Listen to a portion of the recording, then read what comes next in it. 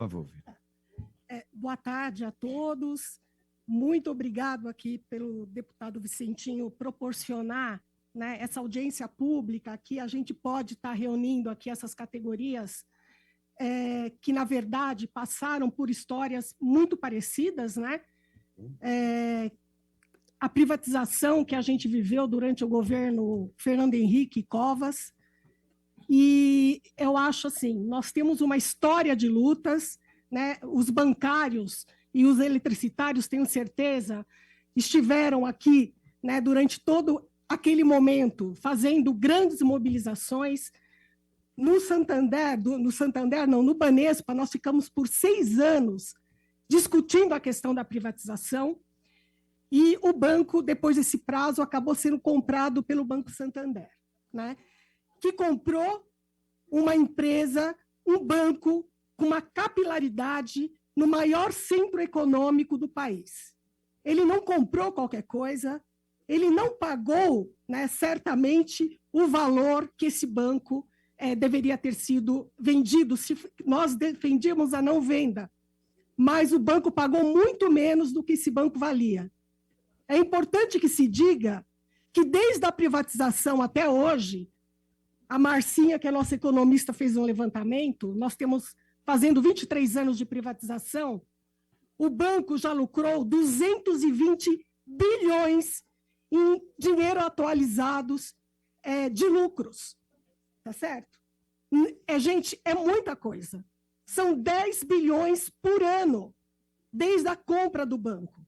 Se isso estivesse na mão do governo do estado de São Paulo, tá certo? Quanta coisa a gente poderia ter feito, né? E ter feito melhor, de forma diferente, com mais distribuição de renda. E o que nós estamos hoje, né, vivendo, nós não temos dúvida que é o segundo passo da privatização dessas empresas.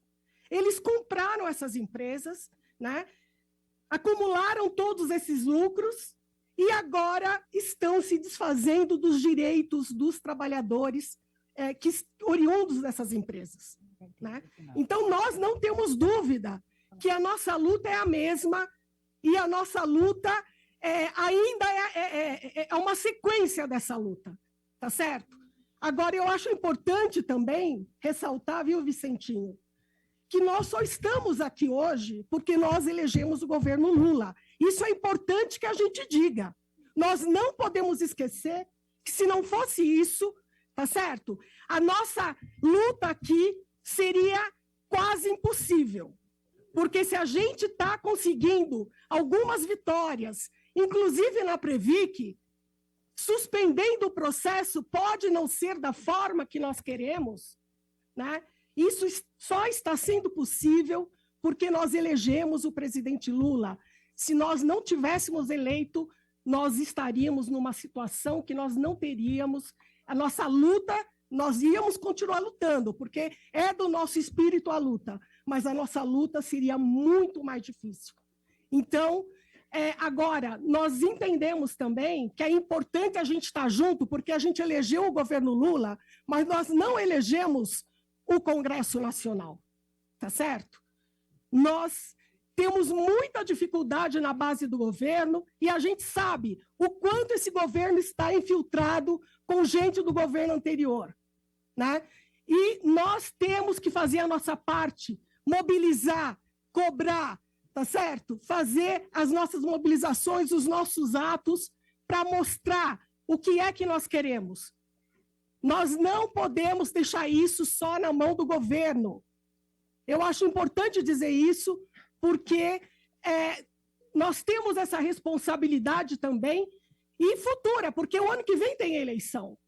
A gente sabe que, se a gente não segurar a privatização, né, de outras empresas estatais, no próximo governo, se muda o governo, por exemplo, falando aqui da Sabesp, né, a nossa chance de segurar é eleger um governo que mude essa situação. Então, é uma responsabilidade de cada um que está aqui, de cada um que está nos ouvindo, né, acompanhar todo esse processo.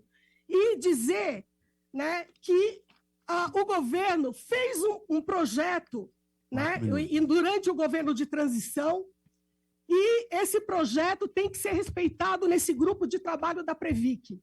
A gente quer o direito adquirido dos trabalhadores. Os trabalhadores aposentados, nós entendemos, têm o seu direito adquirido. E se as empresas, né, nós não concordamos em fazer migração, mudança de plano. Mas se for esse o caminho, tá certo? Que nós não concordamos, tem que ser pago tostão a tostão. Como diz o companheiro aqui, eu também quero viver por 120 anos, tá certo? Nessa conta tem que estar isso, né? Nós não podemos aceitar que se pague, tá certo? Isso que as empresas estão calculando para sair fora dessa obrigação que é o direito adquirido de quem já está aposentado. É um absurdo chegar para uma pessoa que está aposentada e dizer que, a partir daquele momento, o dinheiro dela não existe mais, o seu salário não existe mais. E nós estamos falando de um acúmulo, nós estamos falando de empresas que lucram bilhões. Se fosse uma empresa que estivesse quebrando, a gente poderia até sentar para negociar, até sentar para ver o que nós iríamos fazer. Mas lucrando 220 bilhões, como é que nós vamos aceitar qualquer retirada de direitos? Então, é isso, eu agradeço muito a atenção e agradeço imensamente o deputado Vicentinho. Obrigado. Obrigado, estimada companheira Vera Lúcia. Também queria pedir para mandar um abraço para a diretoria, para a Neiva, e dizer, pessoal, que nós aprovamos o ano passado, este ano,